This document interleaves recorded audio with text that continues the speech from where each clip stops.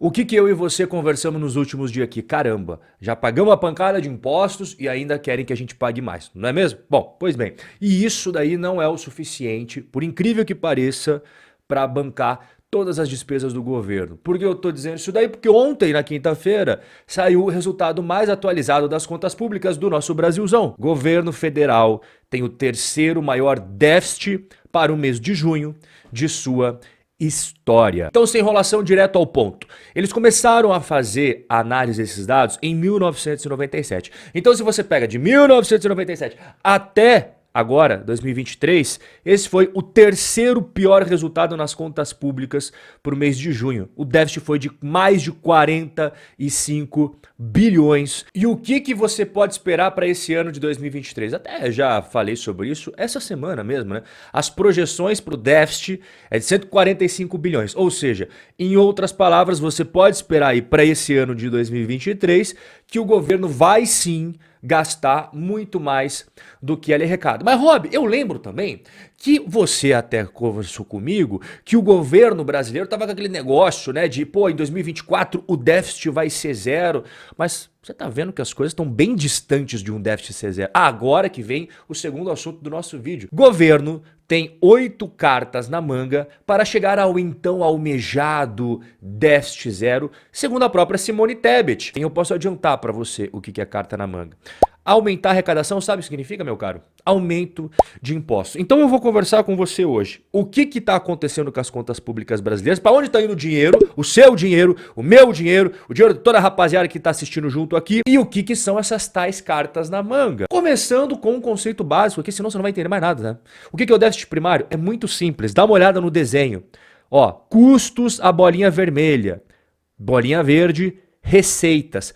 Qual que é o cenário perfeito quando as receitas elas são muito superiores aos custos, né? Você vê que a receita ela acaba ficando desbalanceada para o lado positivo. Isso é o superávit primário. O segundo melhor cenário seria quando ficar no 0 a 0, né?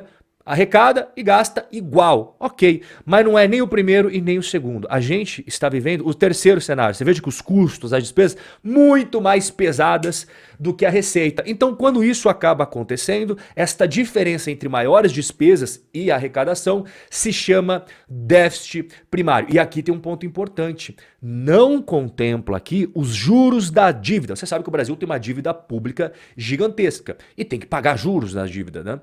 Não está entrando aqui no cálculo. Porque quando você coloca os juros da dívida no cálculo, não se chama déficit primário, se chama déficit nominal. Você está considerando os gastos, as despesas com o endividamento. E o déficit nominal é sempre muito pior do que o déficit primário. Rob, mas o que eu posso esperar para esse ano 2023? Vai continuar ruim assim? Vai continuar ruim. Isso não pode pegar você de calças curtas. Eu já venho falando, inclusive o próprio governo já trouxe, né, que vai ficar ali na casa de 145 bilhões o déficit, mas ele pode se esticar até 228 bilhões, não teria nenhum problema em relação a isso, até a previsão aqui da LOA de 2023. Então, você pode ter sim entre esse range, entre essa faixa. Agora, fato consumado, concreto, que não tem escapatória é: teremos o déficit e o déficit será multibilionário, igual você está vendo. A questão é a intensidade dele. Vai ser um déficit assim ou vai ser um déficit assim? Mas déficit vai ter, isso daí não tem como fugir. Agora, o que aconteceu com esse mês de junho que foi tão ruim? Você viu que tem a parte das receitas e a parte das despesas, né? Eu vou selecionar um ponto específico das receitas, que por sinal é o mais importante. Tá vendo aqui, ó? Imposto sobre a renda.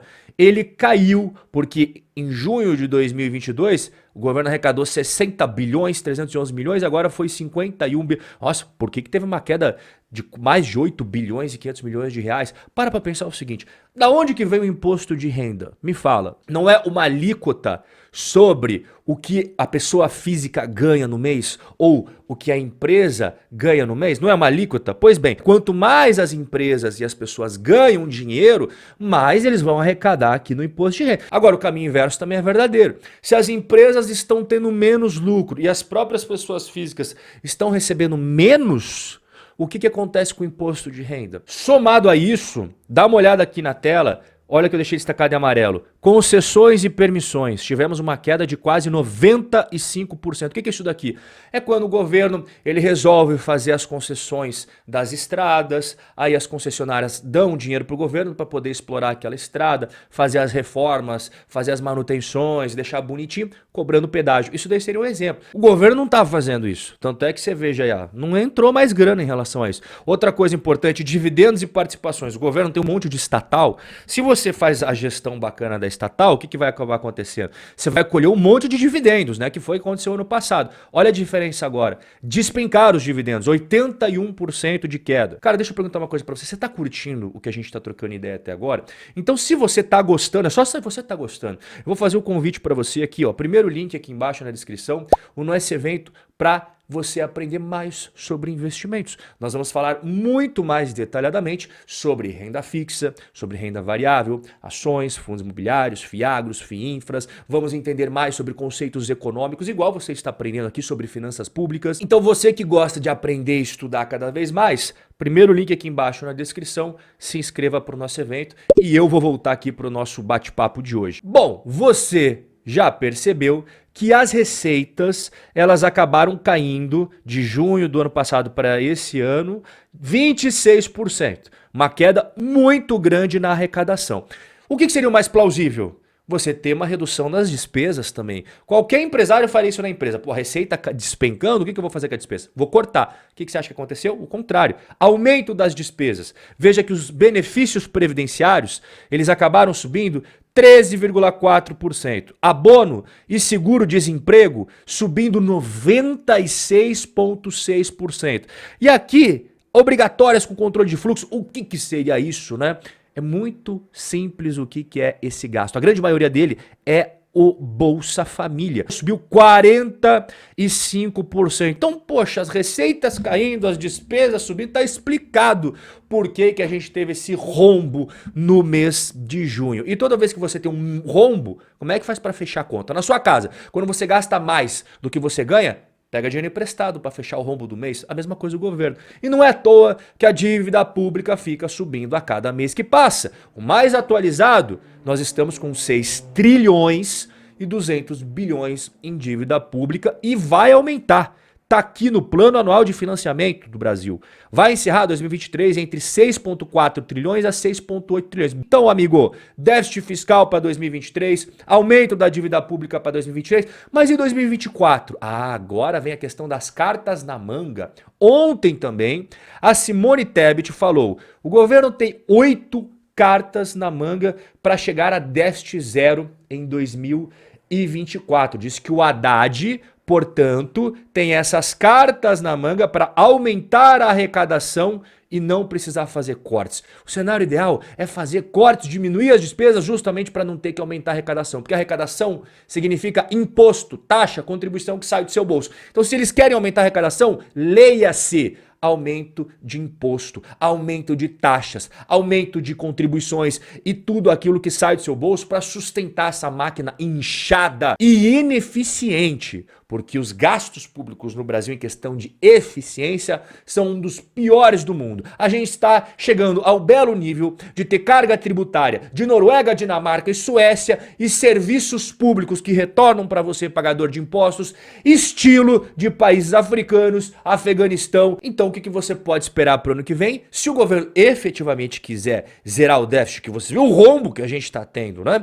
Se o governo efetivamente tentar zerar isso daí, amigo, vai ser a tal das cartas na manga do colete do ministro Haddad. A própria Simone Tebet falou que ele tem mais ou menos 8 medidas que podem ser implementadas para arrecadar mais recursos. 8! Não vai necessariamente precisar mandar as 8, mas ele pode mandar 4, 5 para fechar a conta. E anota na sua agenda, anota no seu calendário. O governo vai apresentar para nós brasileiros até o dia 31 de agosto quais serão essas cartas na manga. Nós estamos no final de julho e a gente vai acompanhando aqui quais serão as palhaçadas extras, porque já teve muitas palhaçadas esse ano, tudo no nosso lombo. Vamos ver quais serão as próximas para a gente continuar usando o nosso narizinho de palhaço, porque afinal de contas, meu caro, quem vai pagar toda essa história? Eu, você e toda a rapaziada aqui junto. Forte abraço e a gente vai se ver no nosso próximo encontro.